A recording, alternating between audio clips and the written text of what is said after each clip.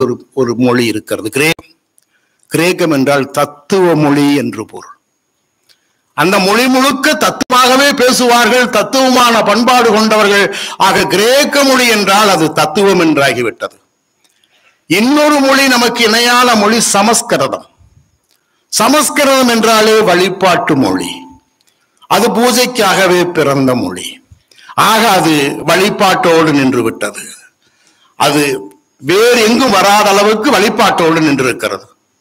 உலகில் தமிழ் மொழி ஒன்றுதான் தாய்மொழி என்று உலகம் சொல்கிறது.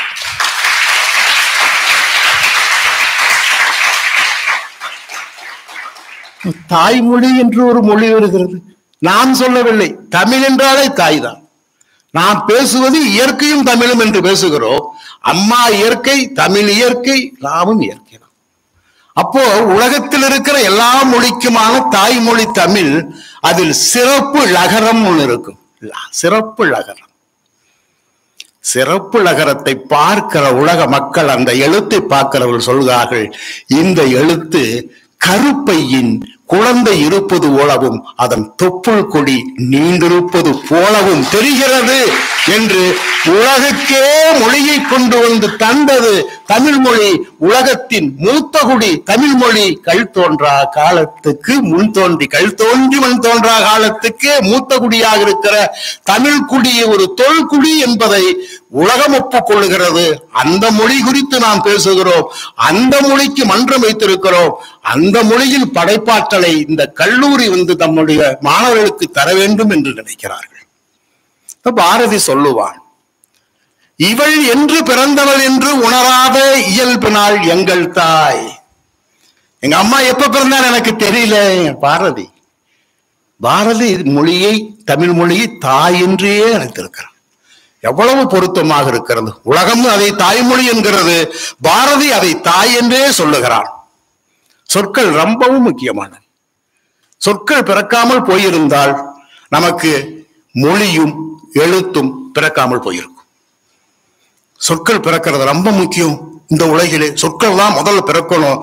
சொற்கள் பிறக்காமல் போயிருந்தால் மொழியும் எழுத்தும் இல்லை, இசையும் பாடல்களும் இல்லை, கதையும் கவிதைகளும் இல்லை. எல்லாம் சொற்கள் தான். அதான் பாரதி சொல்கிறான், சொற்களில் உயர் சொல் தமிழ் சொல்.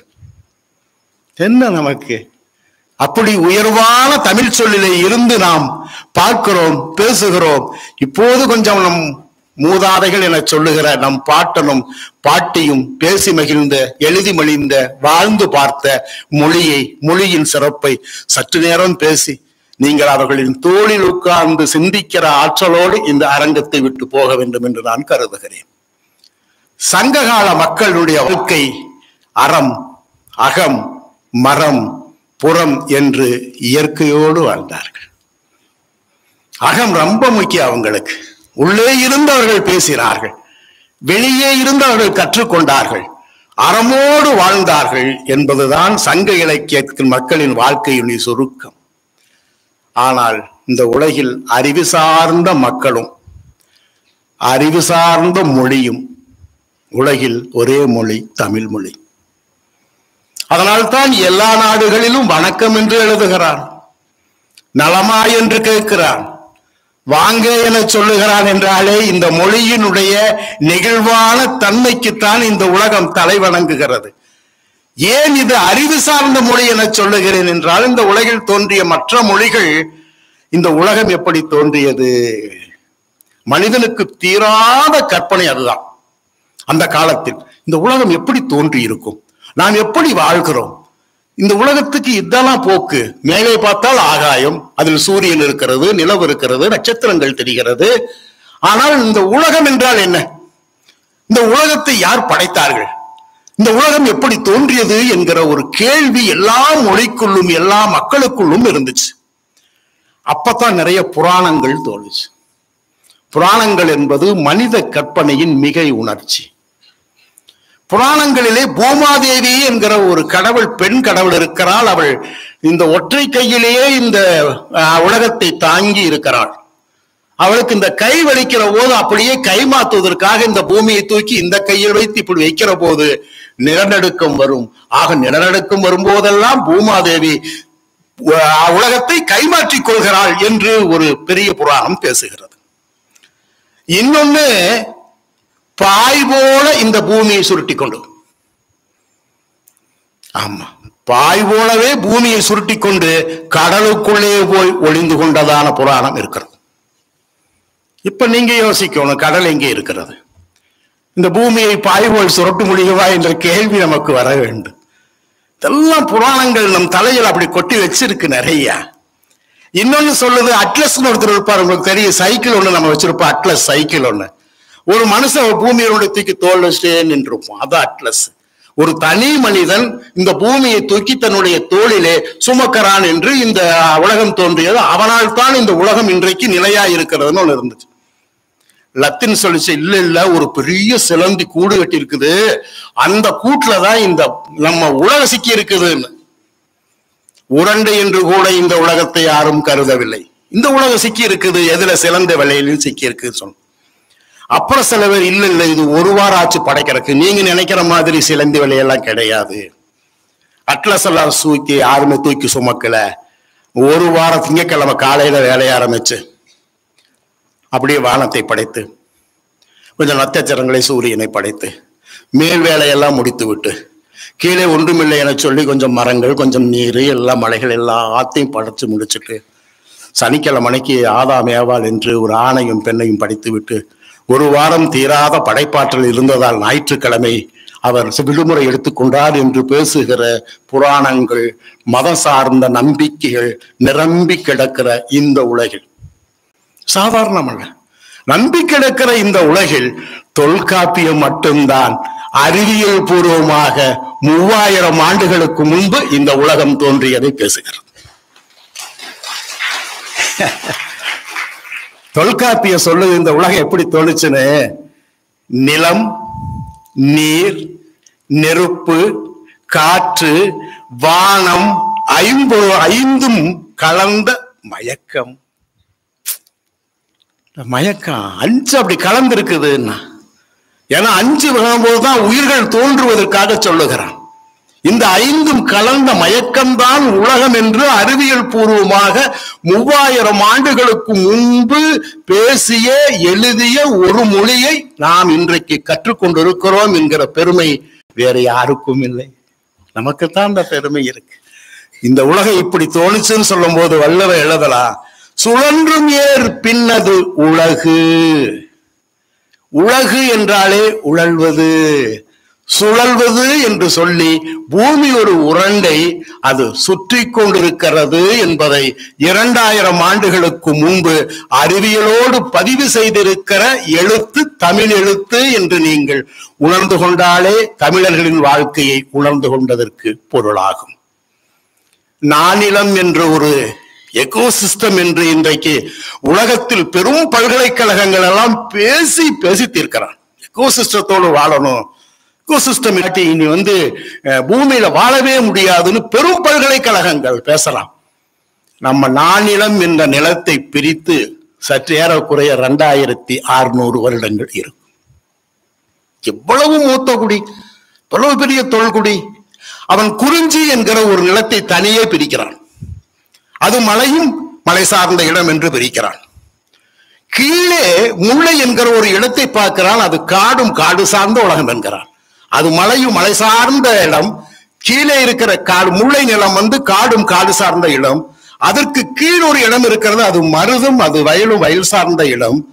கடைசியாக ஒரு இடம் இருக்கிறது, அது நெய்தல் நிலம், அது மணலும் மணல் சார்ந்த இடம். ஒரு நிலத்தை மேலே இருந்து கீழ் வரைக்கும் அப்படியே சறுக்கு கோணத்தில் பிரித்து விட்டு, இந்த நீர் வழிபடும் என சொல்வதை போல நீராலேயே நாம் நிலத்தை பிரித்து நிலத்தை அமைத்த தமிழில் உலகில் ஒரே இனம் தமிழினம். குறிஞ்சியில நடக்கிற உற்பத்தி நீர் உற்பத்தி. நீர் குறிஞ்சியில் உற்பத்தி ஆகுது, முல்லையில நடக்குது. நல்லா இருக்குல்ல, நதி நடப்பது முல்லையில். ஆஹா, நல்லா இருக்கையா. மருதத்தில் இருத்தல், மருதத்தில் உட்கார வைங்க இறைய நதி காவேரி என்னதான் ஓடினாலும் காவேரி நடக்க வேண்டும். நடந்தாய் வாழி காவேரி என்றுதான் இளங்கோடிகள் இருக்கிறார். ஓடினாய் வாழி காவேரி என்று நாம் எழுதவே இல்லை. ஆனால் நதியின் இயல்பு ஓடுவது, நதியின் இயல்பு கடல் தேடி ஓடுவது. இவர்கள் நம் தமிழர்கள் நீர் மேலாமையில் ஓடும் நதியை நடக்க வைத்திருக்கிறார்கள், நடக்கும் நதியை உட்கார வைத்திருக்கிறார்கள். அதுதான் தமிழர்களின் நீர் மேலாமை அறிவு. மாணவர்கள் தொடர்ந்து கற்றுக்கொள்ள வேண்டிய துறை தமிழ் துறை தான். தமிழ் துறையில் நன்கு கற்றுத் தேர்ந்த மாணவர்கள் எல்லா துறையிலும் வெற்றி பெறுவார்கள். காரணம், உங்களுக்கு தேவையான எல்லா அறிவும் தமிழில் கொட்டி கிடக்கிறது. நீங்க வணிகவியல் படிக்கலாம், இன்னும் வேறு வேறு எல்லா துறைகளிலும் நல்ல தேர்ச்சி பெற்றாலும் கூட தமிழ் மாணவர்களாக எப்போதும் இருங்கள் என்று கேட்டுக்கொள்ளுகிறேன். இப்போ நதி இருக்க வச்சுட்டோம், நெய்தல் நிலை என்னையா பண்ணுதுன்னா கலக்குதல், கலக்க வேண்டும். ஒரு நதி என்று குறிஞ்சியில் பிறந்தால் அந்த நதி போய் சேர வேண்டிய இடம் நெய்தல் நிலம். வீணாக ஒரு சொட்டு தண்ணீரும் போய் கடலில் கலப்பதில்லை.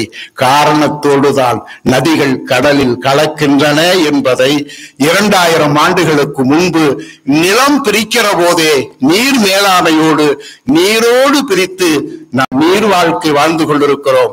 கடந்த 2 நாளுக்கு முன்பு நடந்த ஆடிப்பெருக்கு கூட நீர் வழிபாடுதான். இப்பதானே கொண்டாடணும், 2 நாளைக்கு முன்னாடி தானே ஆடிப்பெருக்கு. ஆடிப்பெருக்கு என்பது தென்மேற்கு பருவமழையின் கடைசி சொட்டு மழையும் மேற்கு தொடர்ச்சி மழையில் பெய்ந்து எல்லா ஆறுகளும் நிரம்பி வழிந்து போகும்.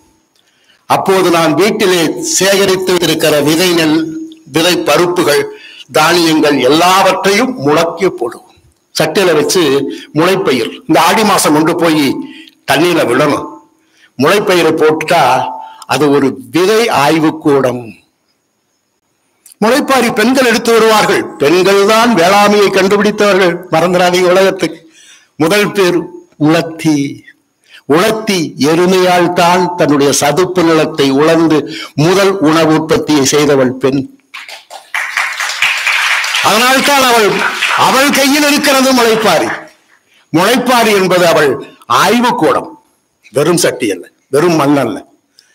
நாம் சேகரித்து வைத்திருக்கிற எந்த விதை நன்கு முளைத்திருக்கிறது, எந்த விதை இன்னும் முளைக்காமல் இருக்கிறது என பார்த்து விதைக்கும் நல்ல விதையை தன் நிலத்தில் விதைக்கிற ஆய்வு கூடமாக முளைப்பாரி எடுக்கிற காலத்தில் நாம் இன்றும் இருக்கிறோம் என்பது தமிழர்களின் நீண்ட கால நீர் குடித்த அறிவு என்பதையும் சேர்ந்து புரிந்து கொண்டால் திணை இயல் என்கிற வாழ்க்கையை நீங்கள் புரிந்து கொள்ளலாம். அதைத்தான் உலக இன்னைக்கு ஈகோசிஸ்டம் இல்லாட்டி நீ வாழ முடியாது என்று இத்தாலியில் கூடிய பெரும் மாநாடு உறக்க பேசி முடித்து விட்டான் போன வாரம். முதல் கூட்டத்தை நான் மனோன்மணியம் பல்கலைக்கழகத்தில் அதுதான் நடத்தினேன். முதல் கூட்டத்திலேயே இத்தாலியில் அவன் வாய்களே பேசி இருக்கிறான். திணையியல் கோட்பாட்டை நீங்கள் கடைபிடிக்க வேண்டும் என்று. நாம் 2500 ஆண்டுகளுக்கு முன்பு வாழ்ந்த வாழ்க்கையை இனி உலகம் வாழ வேண்டும் என்கிற நிர்பந்தத்தை இயற்கை ஏற்படுத்தி இருக்கிறது. அதான் தொழில்நுட்பம் இயற்கை ஏற்படுத்தி இருக்கிறது என்று பார்ப்போம். சங்க காலத்தில் எத்தனை படைப்புகள் இருந்தன தெரியாது. சங்க காலத்தில் அத்தனை படைப்புகள் இருந்தன. நல்ல படைப்புகளை எல்லாம் ஆடி மாசம் தண்ணீர் விடுகிற போது அதில் கொண்டு போய் விட வேண்டும் என்று சொன்னார். நம் பாட்டனும் பாட்டியும் எழுதி வைத்த நல்ல கவிதைகள், நல்ல பாடல்கள் எல்லாம் நாம் ஆடி மாசத்தின் அந்த வெள்ளத்தில் விட்டுவிட்டோம். சில நேரங்களில் யாகம் வளர்த்த போது உங்கள் பாட்டிகளின் படைப்புகள், பாட்டன்களின் படைப்புகள் இருந்தால் கொடுங்கள், நெருப்பில் போடலாம் என்று நம் படைப்புகள் நெருப்பில் போடப்பட்டன, நம் படைப்புகள் வெள்ளத்தில் போடப்பட்டன. மீதமாக நமக்கு கிடைத்த சங்க இலக்கியத்தின் பாடல்கள் 473. அவ்வளவுதான். இழந்து விட்டோம், நாம் நம் படைப்புகளை இழந்து விட்டோம். ஆனால் மிச்சப்பட்டிருப்பது ஒரு 473 பாடல் அந்த ஆசிரியர் இருக்கிறார்கள். எனக்கு என்ன பெருமை என்றால் 473 படைப்புகளில் 41 பெரும் படைப்புகளை படைத்தவர்கள் பெண்கள். போங்க, என்ன உலகம் இது?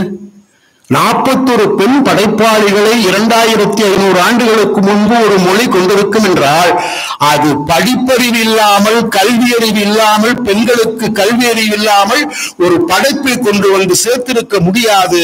ஆக செழுமையான கல்வியறிவு இருந்த ஒரு குடியாக தொல்குடியை சங்க இலக்கியத்திலே நாம் பார்க்கலாம். ஆமா, சங்க இலக்கியத்திலே நமக்கு இருக்கிற பெருமை பெண் புலவர்கள் தான்.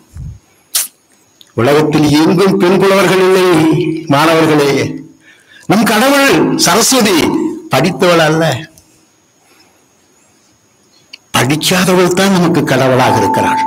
அவ்வை படித்தவள், அறிவுரை கூறியவள், ஆத்திச்சூடி தந்தவள், பாம்பிடத்திலே விளையாடையதை என்று போகிற போக்கள் சொல்வாள். அரவம் ஆட்டேல் சொல்லிட்டு போ. நம் பாட்டிகள் எல்லாம் தன்னுடைய பேர பிள்ளைகளுக்கு தன்னுடைய வாழ்க்கையின் அனுபவத்தை கையளித்த படைப்புகள் சங்க இலக்கியத்தின் படைப்புகள். படித்தவர்கள் நிறைந்திருக்கிற ஒரு அமைப்பாக சங்க இலக்கியம் இருந்துச்சு. ஆண்டாள்னு ஒரு பெண்கவிஞர் உங்களுக்கு தெரியும். ஆண்டாளை போல் தமிழுக்கு புதிய புதிய வார்த்தையை தந்தவள் யாரும் இல்லை. பெண் படைப்பாளி என சொல்லுவார்கள், அவள் மொழியின் படைப்பாளி. ஏன் காய்மொழி என்று சொல்லுகிறோம் என்றால் பெண்ணால் ஒரு மொழி உருவாக்கப்பட்டு கொண்டே இருக்கிறது. பெண்கள் எழுதணும், பெண்கள் எழுதணும்னு சொல்றோம். நீண்ட காலமாக பெண்கள் எழுதாமல் அவர்கள் எழுத்தை மறைத்த உலகம் இந்த உலகம், குறிப்பாக தமிழ் சமூகம். பெண்கள் எழுதினால் மொழி மேலும் செழுமையடையும் என்பதற்கு ஆண்டாள் எழுதுகிறார். கதிர் விளைந்த வயலில் வருகிற போது 2 யானைகள் ஓடிப்போய் அதில் ஒளிந்து கொள்கிறது என்று ஒரு பாடல் எழுதுகிறார். நான் யோசிக்கிறேன், நெல்லில் போய் 2 யானைகள் ஒளிந்து கொள்ளுமே ஆனால் அந்த நெற்பயிர் சற்று ஏறக்குறைய 10 அடி இருக்க வேண்டும்.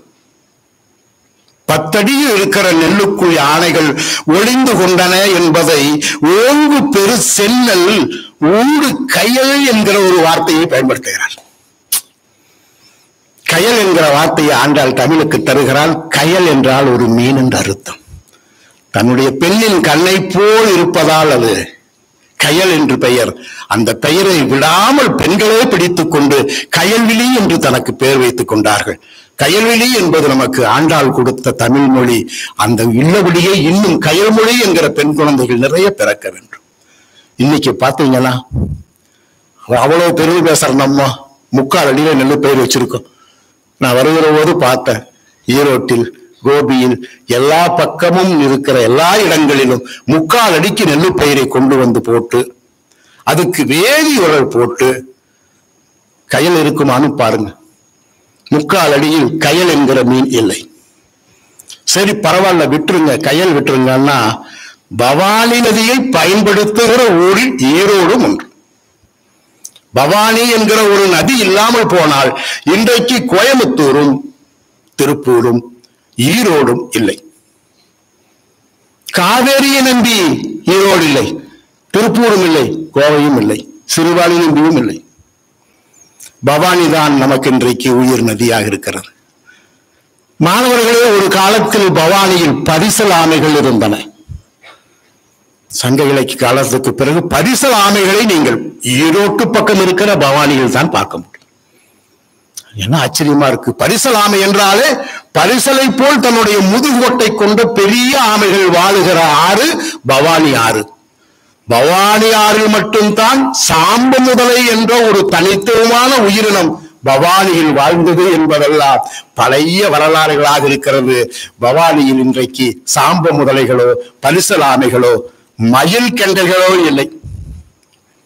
மயில் கெண்டை என்கிற ஒரு அழகான நதிக்கு சொந்தமான ஒரு மீனை நாம் முற்றிலுமாக இன்றைக்கு இல்லாமல் செய்திருக்கிறோம்.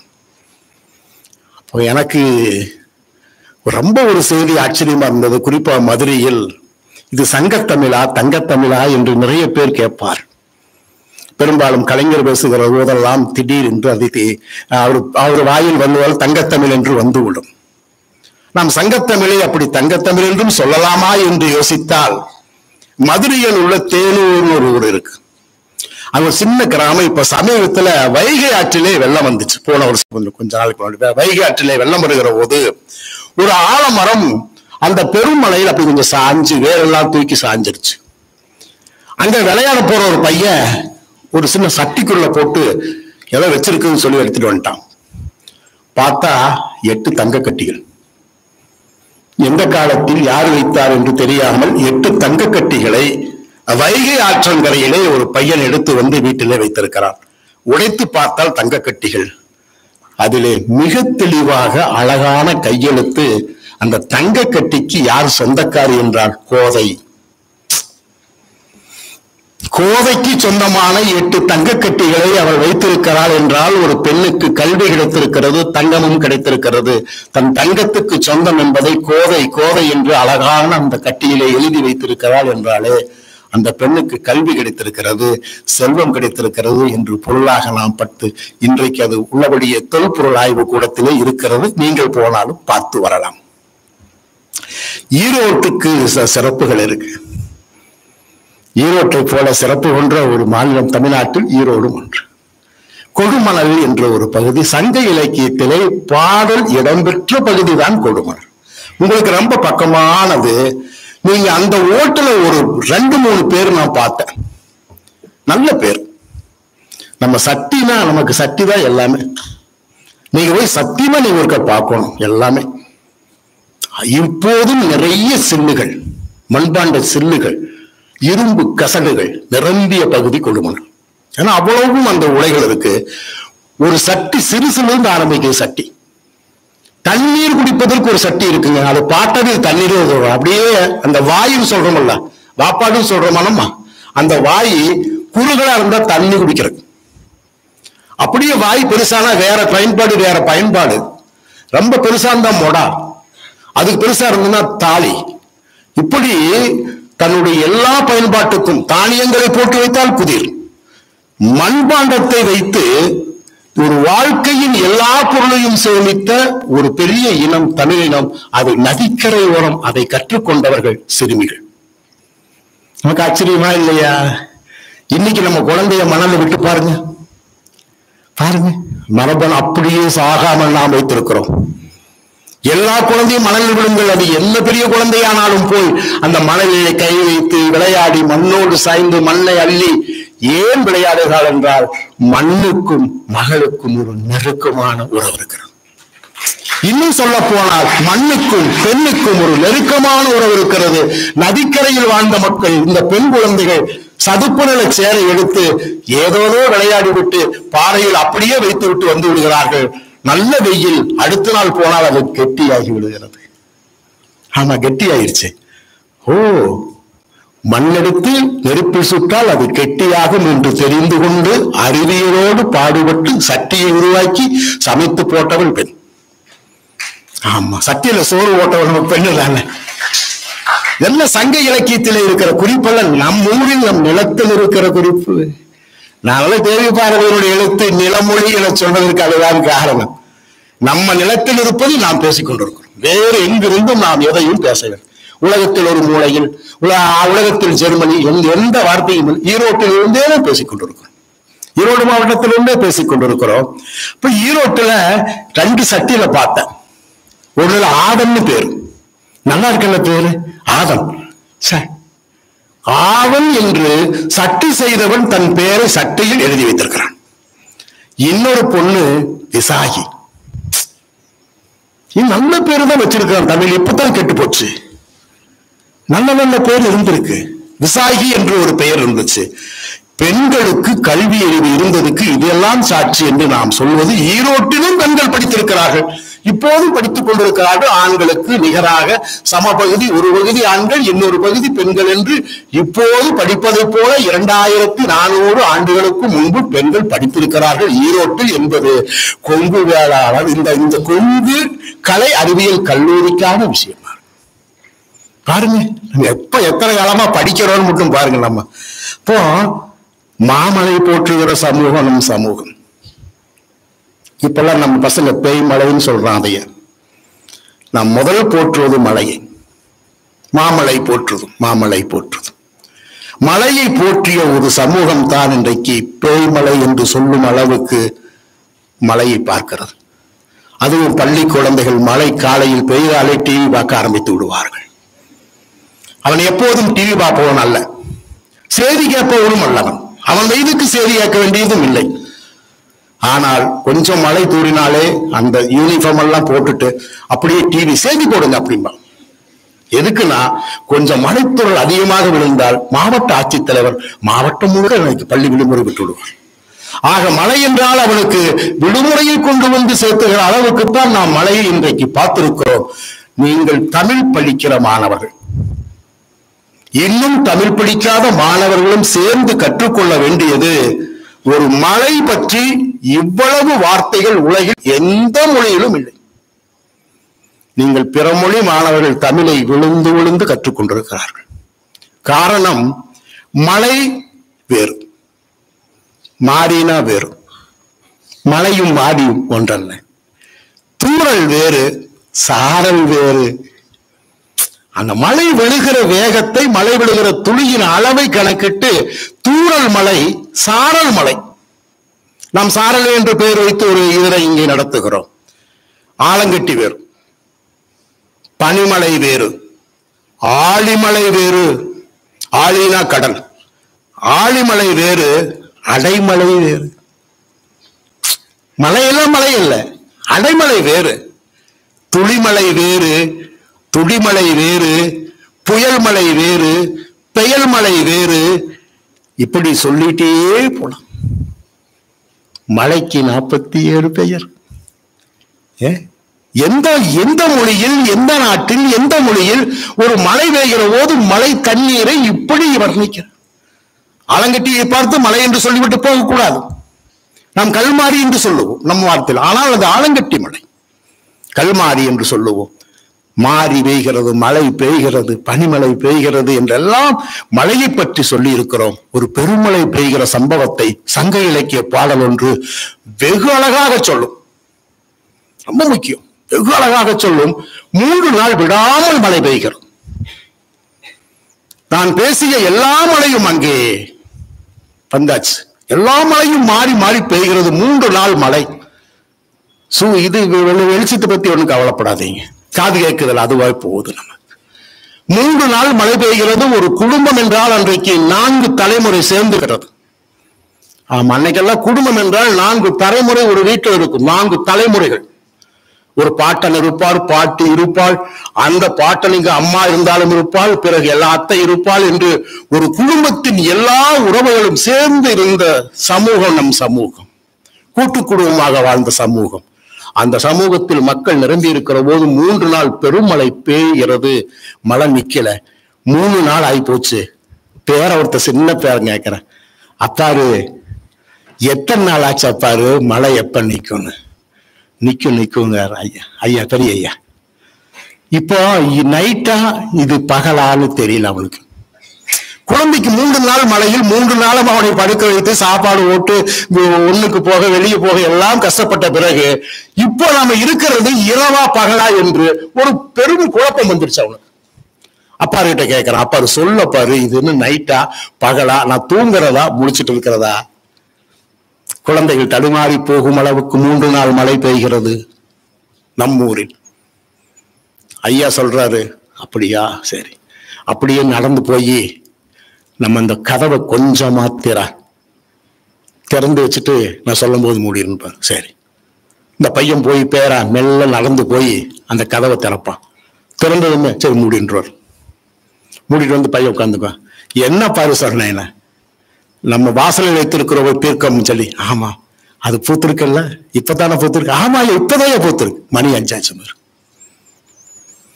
மாலை 5 மணிக்கு மிகச்சரியாக என்ன மழை பெய்தாலும் பீர்க்கம்பூ பூப்பதை நிறுத்துவதில்லை. பீர்க்கம்பூ பூத்தால் மாலை 5 மணி என்று இயற்கையை பார்த்து காலத்தை கணித்த சமூகம் இந்த சமூகம். இயற்கையை பார்த்து காலத்தை கணித்த சமூகம் இந்த சமூகம். ஆனா சங்க இலக்கியத்துல வர வயநாட்டிலே நான் ஒரு செய்தியை கேள்விப்பட்டேன். நம்ம எந்த அளவுக்கு மாறி இருக்குது இந்த உலகம் என்று புரிந்து கொள்வதற்காக சங்க இலக்கியத்தின் அந்த மலையை, மாமலை போற்றுகிற மலையை வணங்கி வந்த நாம் வயநாட்டிலும் இதே மாதிரி சரியாக அதிகாலை 4:30 யாரோ கதவை முட்டுகிறார்கள். கதவை யாரும் தட்டல, யாரோ கதவை முட்டுகிறார்கள். கதவை திற என்று ஒரு கணவன் படுத்துக்கொண்டே மனைவிக்கு கட்டளை இடுகிறான். மனைவி போய் இந்த கதவை யார் முட்டுவது என்று திறக்கிறாள். ஒரு பெரிய பாறை அவளை அங்கேயே உருட்டி தள்ளிவிட்டு ஓடி போய் இந்த செவரை இடித்து விட்டு வெளியே போகிறது. பின்னாடியே ஒரு ஆறு துரத்தி வருகிறது. தூங்கிக் கொண்டிருந்தவரெல்லாம் ஆற்றிலும் சகதியிலும் சலசமாதியாய் போகிறார்கள். வயநாட்டில் மழை எங்க மாறி இருக்கு, காலை எப்படி மாறி இருக்கு. பீர்க்கம்பு பார்த்து காலத்தை கழித்தவர்கள் வயநாட்டில் ஒரு பெரிய நிலச்சரி வரும் என்று கணிக்க முடியாமல் தூங்கி காலமாவதை பார்க்கிற போது உள்ளபடியே நமக்கு கவலையாகத்தான் இருக்கிறது. ஆனாலும் தமிழ் சமூகம் நீர்நிலையை கொண்டாடுகிற சமூகம் தான். நீரின்றி அமையாத உலகு என்று நாம் சொல்லி வைத்திருக்கிறோம். நீராலானது இந்த உலகம் என்று நாம் தொடர்ந்து வலியுறுத்துகிறோம். மாணவர்களே, குளிப்பதால் அதற்கு பேர் குளம். நம்ம பொதுவாக நீர்நிலைகளை யாரும் இப்படி வரையறுக்கவே இல்லை. நீங்கள் எல்லாம் குறிப்பு நோட்டு வைத்திருக்க வேண்டும். நானெல்லாம் விழுந்து விழுந்து சங்க இலக்கியத்தை படித்து தொலைத்ததனால் இதையெல்லாம் குறிப்போடு எழுதி வைத்திருக்கிறேன். யார் பேசினாலும் ஒரு நோட்டில் சின்ன குறிப்பெடுத்து பழக்கப்பட்டதால் தான் உங்கள் மேலையிலே நின்று பேசிக் கொண்டிருக்க என்னால் முடிகிறது. மாணவர்கள் எப்போதும் யார் வந்தாலும் நம் கல்லூரியில் சிறப்பு விருந்தினராக வந்து பேசுகிறவர்கள் ஏதேனும் நமக்கான நல்ல செய்தியை, சமூகத்துக்கான நல்ல செய்தியை சொல்லுகிற போது அதை ஒரு குறிப்பு நோட்டில் எடுத்துக்கொள்ள வேண்டும். நீங்கள் படிக்கிற 3 ஆண்டுகள், நீங்கள் படிக்கிற 5 ஆண்டுகள், எல்லா ஆண்டுகளிலும் ஆண்டுக்கு ஒரு குறிப்பு நோட்டு என்று போட்டுவிட்டு சிறப்பு விருந்தினர்கள் அந்த வருகையை நல்ல பேச்சை குறிப்பிடுங்கள். நாம் இப்போது குளம் என்கிறோம் என்றால் அது குளித்தால் அதுக்கு பேர் குளம். நீர்நிலைக்கு குளம்னு பேர் வச்சுட்டான். பயிர் தொழில் செய்தால் அதுக்கு பேர் ஏரி. ஏரி தமிழ் பாருங்க நீங்க, அவ்வளவுதான். பயிர் தொழில் செஞ்சாதான் அது ஏரி. குடிநீர் ஒன்று நமக்கு வேணும், அதுக்கு பேரு ஊரணி. ஊருணின்னு பேர். அது குடிநீர் மட்டுமே எடுக்க வேண்டும், மற்ற எதுக்கும் பயன்படுத்தக்கூடாது. இன்னொன்னு, கொஞ்சம் மலர்கள் பூத்திருக்கு. நீங்க எங்காவது பார்த்திருக்கலாம். குறிப்பாக கன்னியாகுமரி மாவட்டத்தில் நீங்கள் போனால் பல இடங்கள் நீர்நிலைகளிலே மலர்கள் பூத்திருந்தால் அதற்கு பேர் பொய்கை. அப்புறம் கோயிலுக்கு பக்கமா இருக்கும், கோயிலை தொட்ட மாதிரி இருந்தா அதுக்கு பேரு கேணி. நம்ம பாட்டுல கிணறுன்னு சொல்லக்கூடாது, தமிழ் சொல்ல கட்டளை. கோயிலுக்கு பக்கமாக இருந்தால் கேணி. அப்போ இந்த பாறை இடுக்கில் கசிந்தால் சுனை. ஒரு நீருக்கு பாருங்க எப்படின்னு, பாறை இடுக்கில் கசிந்தால் தான் சுனை. கால்நடைகள் அங்கு குளித்தால் அதுக்கு பேர் குட்டை. மனிதர்கள் குளித்தால் குளம், கால்நடைகள் குளித்தால் குட்டை. அவ்வளவுதான் தமிழ் பேரு. நீங்க இது குட்டைன்னு சொன்னாவே புரிஞ்சுக்கணும். ஏப்ப குட்டைக்கு போறியான்னா இந்த கால்நடையை கழுவாக்கும் போயான்னு அர்த்தம். நீ குளத்துக்கு போறியானா குளிக்க போறியான்னு அர்த்தம். பார்த்துக்குங்க. தண்ணீரிலிருந்தே தன்னுடைய வாழ்க்கையும் சேர்ந்து அவர்கள் அதை பதிவு செய்திருக்கிறார்கள். மழை நீரை சில பக்கம் ஏந்து நிக்கிற மாதிரி சில இடம் இருக்கும். அது குறிப்பாக புதிய தலைமுறை டிவி இருக்கிற அந்த இடத்துக்கு பேரு ஈங்காட்டுத்துறை. ஈங்காட்டு, அதுக்கு ஈங்காட்டு தாங்கல் என்று ஒரு பெயர் இருக்கிறது. புதிய தண்ணீர் வரும்போது முதலில் அந்த டிவி நிலையம்தான் மூழ்கிச்சு போன வெள்ள சேலத்தில். மழை ஏந்து நிற்கிறார், தண்ணி ஏந்தல்னு பேரு வச்சான். ஏந்தல் என்பதும் ஒரு நீர்நிலைதான். வாவி, தடாகம் என்று நீர்நிலைகளை பேசினால் 1 மணி நேரம் பேசலாம். நீர்நிலை மட்டும் 1 மணி நேரம் பேசலாம் என்றால் இந்த மொழி என்ன மொழி என்று நீங்கள் யோசியுங்கள். எப்படி தன் வாழ்க்கையை பார்த்திருக்கிறது, ஒரு நீர்நிலையை பார்த்திருக்கிறது, இவ்வளவு பெயர் வைத்திருப்பதற்கு எங்கே இருந்து பலமான சொற்கள் கிடைத்திருக்கிறது. அந்த சொற்களை எழுதுவதிலும் பேசுவதிலும் அதை தாய்மொழியாக கொண்டிருக்கிறோம் என்கிற பெருமையை ரொம்பவும் முக்கியமானது. தமிழில் ஒரு பிறந்திருக்கிறது ரொம்ப முக்கியமானது. நான் ஒரு 10 நீர்நிலைகளையாவது ஒரு சிறுவன்கிட்டத்தில் கேட்டு தெரிந்து கொள்ள வேண்டும் என்று விரும்பி தெரியாதனமாக ஒரு பள்ளிக்கூடத்தில் இத்தனை நீர்நிலைகள் எல்லாம் நான் சொல்லி முடித்து அவளுக்கு சொல்லாமல் 2 நீர்நிலைகளை உனக்கு தெரியுமா சொல்லுன்னு பையன் இருந்துச்சான். சார் நான் சொல்லாமான்னு. எப்போதுமே கல்லூரி மாணவர்களை விட பள்ளி மாணவர்கள் அவ்வளவு தெளிவா இருப்பான். அவனுக்கு கூச்சமே இல்லை. கேள்வி கேட்பதில், பதில் சொல்வதில் கூச்சம் இல்லாம கேட்பான். ஐயா நான் சொல்றட்டானா, நான் சொல்லுங்க. 2 நீர்நிலை எனக்கு தெரியும், நான் சொல்லுங்க. ஒண்ணுக்கு பேரு அக்குவான்னா, இன்னொன்னுக்கு பேரு கிண்லன்னா. நீங்க இப்பதான் யோசிக்கணும். நம் குழந்தைகளுக்கு நீர்நிலையை நாம் அறிமுகப்படுத்தவில்லை. பாட்டில் தண்ணீர் வாங்கி கொடுத்து கொடுத்து பழக்கியதால் அவன் நீர்நிலை என்றாலே பாட்டல் தண்ணீர் என்று புரிந்திருக்கிறான். அவனுக்கு பாட்டல் தண்ணீர் என்று புரிந்து வைத்த நீங்கள் உங்களுக்கே புரியாமல் ஈரோட்டு தண்ணீரை சூயஸுக்கு வித்தாகிவிட்டது. மொழியை பற்றி பேசுகிற போது நம் வாழ்வின் உரிமையை பற்றியும் நீர் உரிமையை பற்றியும் பேச வேண்டும். ஈரோட்டு தண்ணீர், பவானி தண்ணீர், பரிசலாமையும் சாம்ப முதலையும் மயில் கண்டையும் வாழ்ந்த ஒரு வரலாற்று சிறப்பு மிக்க ஒரு நதியை ஒரு தனியாருக்கு தாரை வார்த்திருக்கிறேன் நான். எனக்கெல்லாம் கஷ்டமா தான் இருக்கு. குழந்தைகளோடு தமிழை பேசுகிற போது, குழந்தைகளோடு சூழலை பேசுகிற போது, குழந்தைகளோடு இயற்கை பேசுகிற போதெல்லாம் இயற்கையை தனியார் கையில் ஒப்படைத்து அவர்களுக்கு விற்கிறோமே. தண்ணீருக்கு கூட முதலாளியை நாம் உருவாக்கி இருக்கிறோமே. என் முதலாளி பெத்தல், உங்கள் முதலாளி சூயஸ். நீங்கள் சூயஸ் இடத்திலும் நான் பெத்தல் இடத்திலும் நீருக்கு கையேந்துகிற காலத்தில் வாழ்ந்து கொண்டிருக்கிறோம் என்பதையும் தமிழ் மொழி கற்றவர்கள் உணர்ந்து கொள்ளுங்கள். நான் அவ்வை எனக்கு ரொம்ப பிடிப்பதால் அவ்வை என்னுடைய ஒரு சில பாடலையும் அவருடைய ஆளுமையும் சொல்லி நான் முடிக்க வேண்டும். அவ்வையும் அதிகமானும் பல இடங்களில் பேசி தீர்க்கிற விஷயங்கள் கிழக்கு தொடர்ச்சி மலையில் பதிவாகி இருக்கிறது.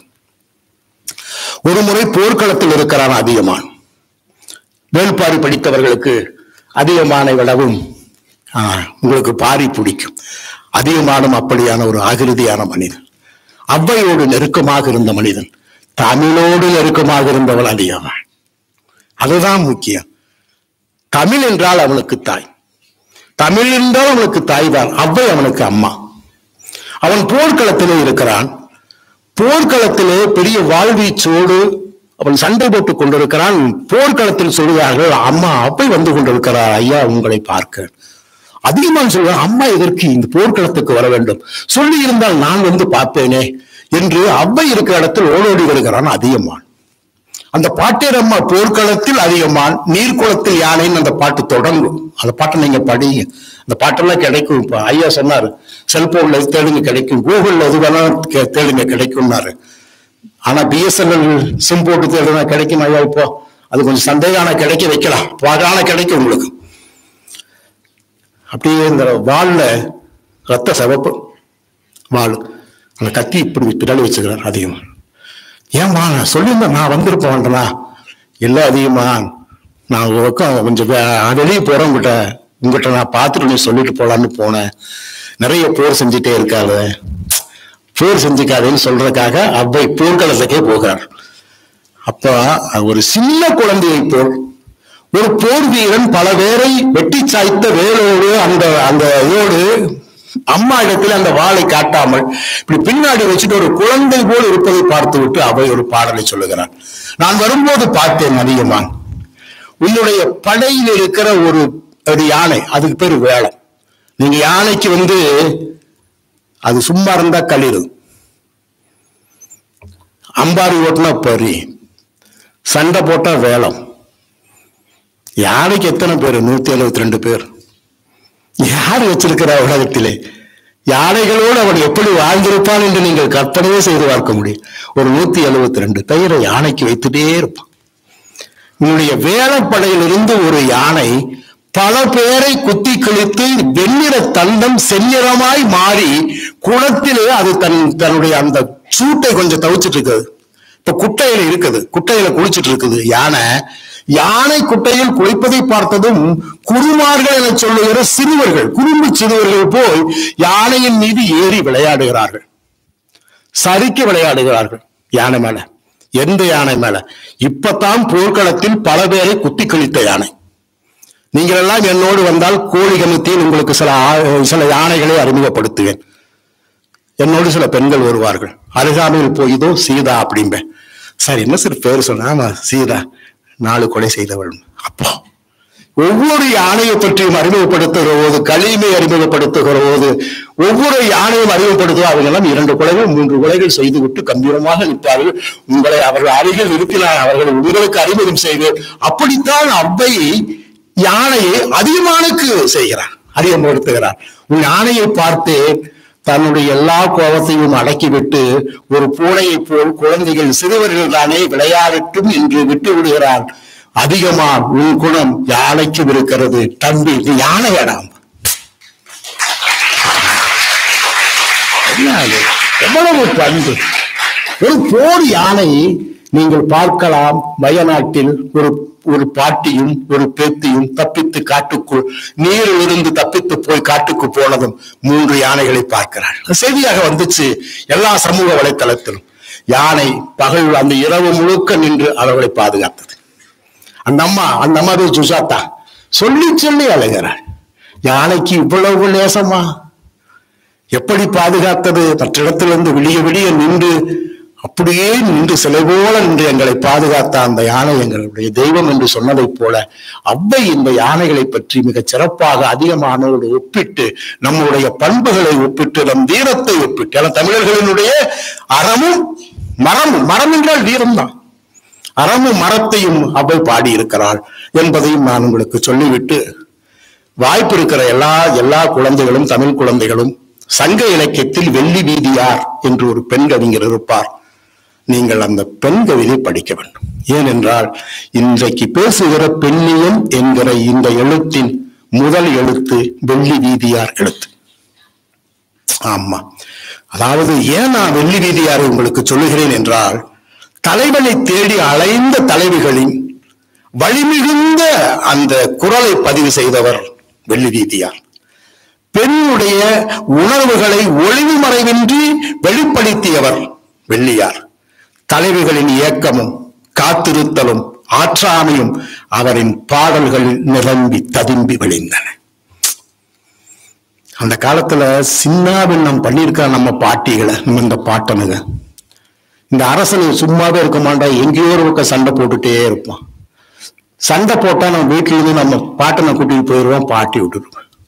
நம்ம பாட்டை இந்த கால்நடை படையில சேர்ந்துக்குவான். ஒரு கத்தி ஒரு வேலை கொடுத்து வெற்றிவேல் வீரர்கள்னு ஓட வச்சிருவான், முன்னாடி வரலாம் அடிச்சிருவான்.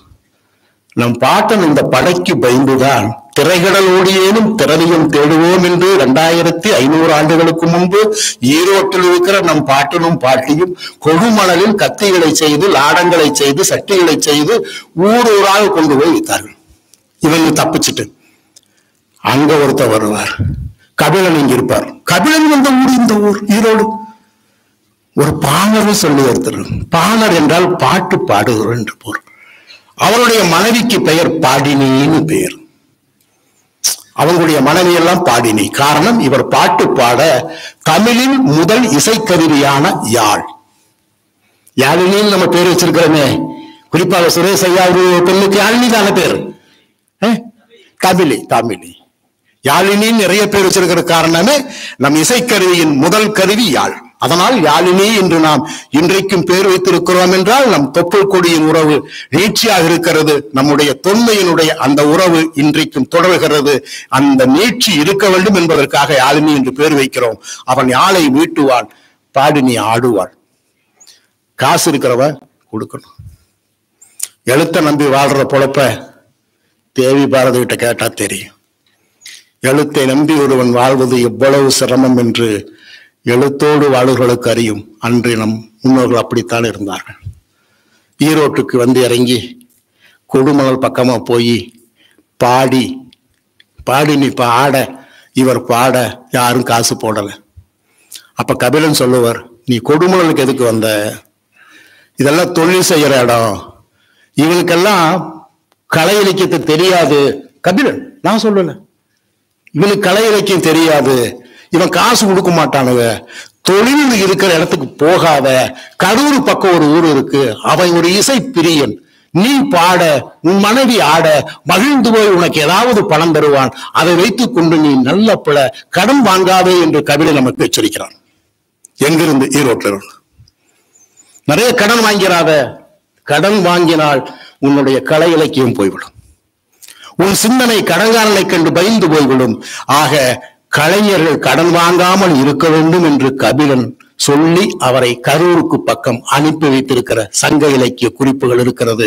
அதுதான் கொடுமணம். கொடுமணம் பட்டதுயர். அது ஆரம்பிக்கிற அந்த பாடலை நீங்கள் கட்டாயம் படிக்க வேண்டும். காக்கை பாடினரையும் நீங்கள் படிக்க வேண்டும்.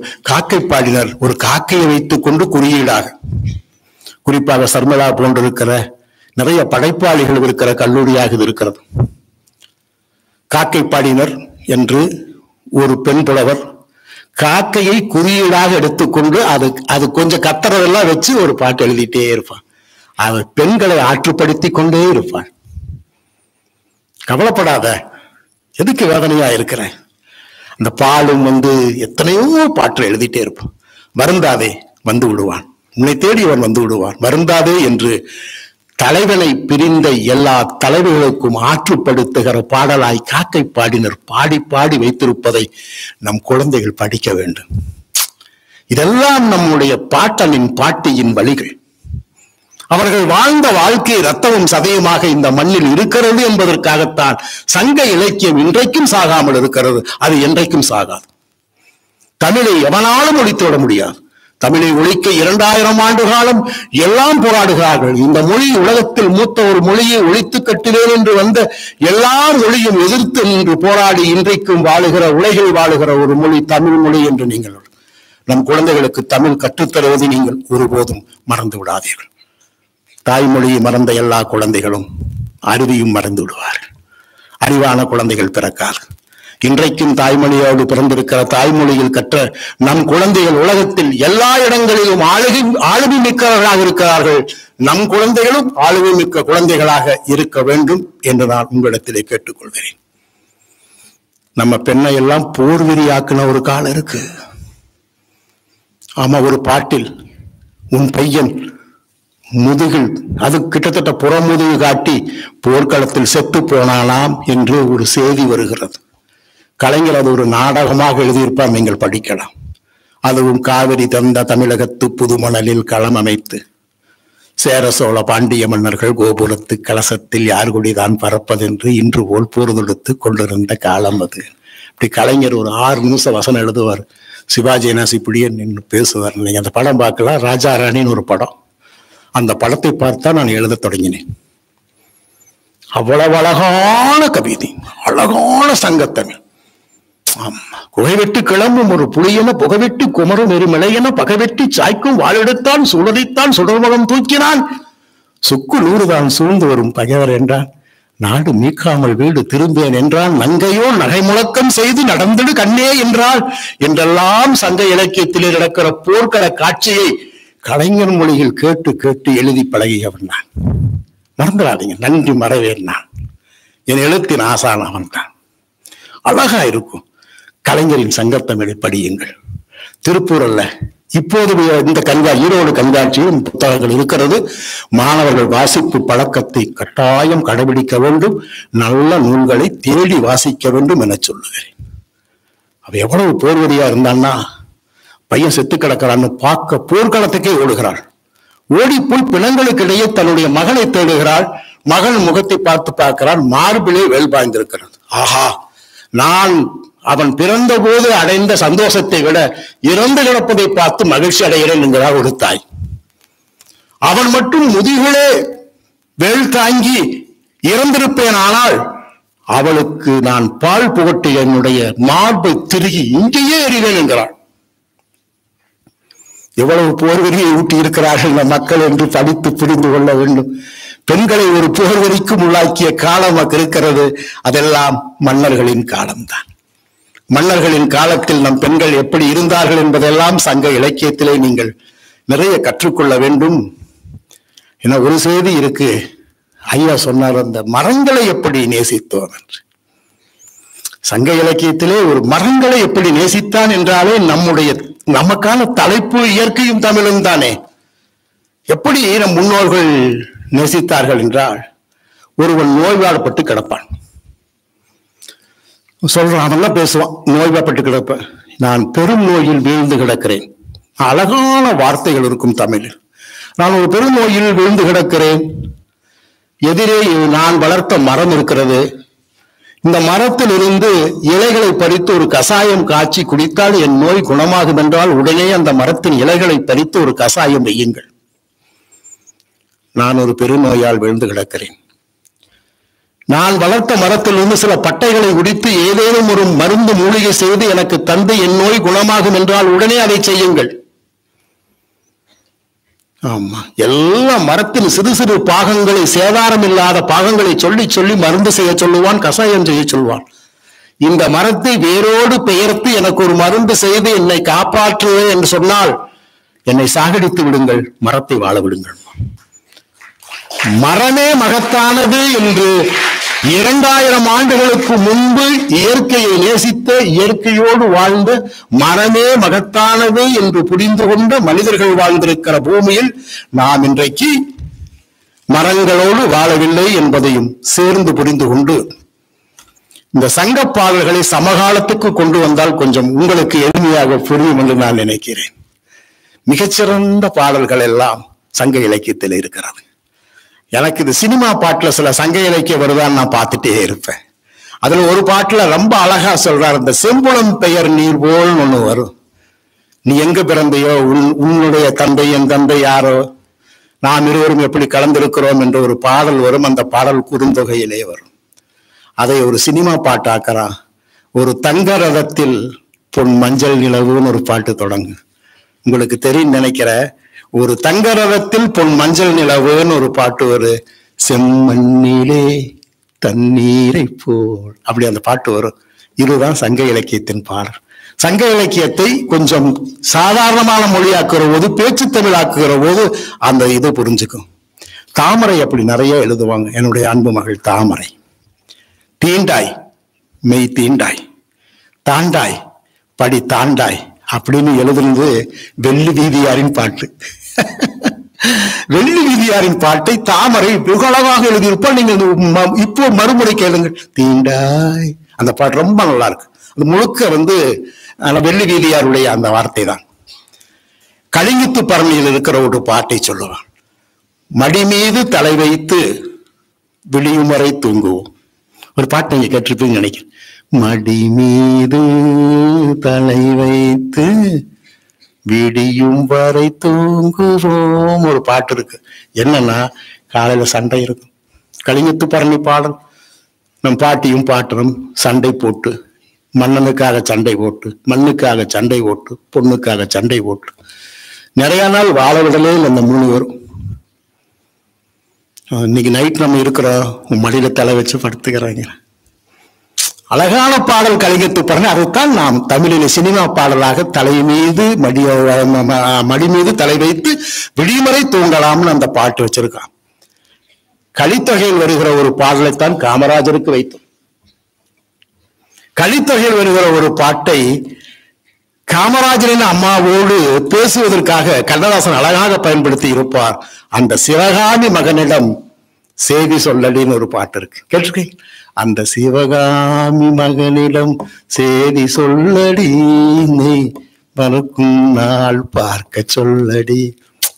எங்க கலித்தொகை? கலித்தொகையில் இருக்கிற ஒரு பாட்டை காமராஜரின் அம்மாவோடு சேர்த்தி, காமராஜருக்கும் கண்ணதாசனுக்கும் சங்கடம் வந்த போது நாம் எதுவும் பேசிக்கொள்ளலாம் என்று தூது விடுகிற பாட்டாக உள்ளபடியே கலிங்கத்து பரணியின் பாட்டை சினிமா பாட்டாக்கியவன் கண்ணதாசன். அவ்வை பாட்டு நற்றினையில் ஒன்று இருக்கும். நற்றினை பற்றியெல்லாம் ஐயா சொல்லுகிற போது எனக்கு அவர் பேர் இளங்கோ என்று தெரிந்தே வைத்திருக்கார்கள் என்று நான் நினைக்கிறேன். என்ன அழகான பெயர்! இளங்கோவை மன்னனாக இந்த சமூகம் பார்க்கவில்லை, அவன் மாபெரும் படைப்பாளியாக பார்த்திருக்கிறார். உலகத்திலேயே பெண்ணை போராட வைத்து, பெண்ணை பேச வைத்த உலகத்தின் முதல் படைப்பு சிலப்பதிகாரம். சிலப்பதிகாரம் என்கிற ஒரு பெண் போராளியை உருவாக்கிய படைப்புக்கு சொந்தக்காரன் இளங்கோ. அப்படியான ஒரு பெயர் அவர் வைத்திருப்பது என்பது தமிழுக்கு மட்டுமல்ல, அவர் தாய் தந்தைக்கு நாம் நன்றி சொல்ல வேண்டும். உங்களுக்கு நன்றி ஐயா. அந்த நற்றினை பாடலிலே ஒரு பாட்டு, நான் உன்னை நீங்க மாட்டேன், நீ கேட்டிருப்பீங்க. நான் உன்னை நீங்க மாட்டேன், நீங்கினால் தூங்க மாட்டேன். என்ன புது கவிதையா உங்களுக்கு தெரியலையா? கலித்தொகை பாட்டு. நான் உன்னை நீங்க மாட்டேன், நீங்கினால் தூங்க மாட்டேன். அழகான ஒரு பாடல் இருக்கிறது. நீங்கள் இந்த புது பாடலோடு அங்கு போனால் இன்னும் நிறைய கிடைக்கும். இப்படி சிறுகதைகள், புதினங்கள் நவீன தமிழ் சமூகத்திலும் படைக்கப்பட வேண்டும் என்பது என்னுடைய வேண்டுகோளாக இருக்கிறது. நவீன சமூகம் வணிகவியல், விலங்கியல், தாவரவியல், பறவையியல், உயிரியல் என பல துறைகளின் வழியாக கற்றுக்கொண்டே நாம் இருக்கிறோம். நாம் கற்றுக்கொள்ள வேண்டியதெல்லாம் தமிழ் மொழியில் இயற்கைவியல். அறிவியல் அல்ல, அறவியல் என்று அறவியலை இயற்கைவியலையும் சேர்த்து கற்றுக்கொண்டு இங்கிருக்கிற மாணவர்கள் அடுத்த ஆண்டில் உங்களுடைய படைப்பு அரங்கில், உங்களுடைய படைப்பினுடைய பெரும் முயற்சியில் மாதாந்திர படைப்பரங்கிலும் நீங்கள் நடத்துகிற இதழிலும் நல்ல படைப்பாளியாய் வந்து ஒரு 2 தேவி பாரதியை கொங்கு அறிவியல் கல்லூரியில் படித்த மாணவர்களை சாகித்ய அகாதமி விருதாளர்களாக மாற்றினால் சதாசிவம் பெருமைப்படுவேன், தமிழும் பெருமைப்படும். நன்றி.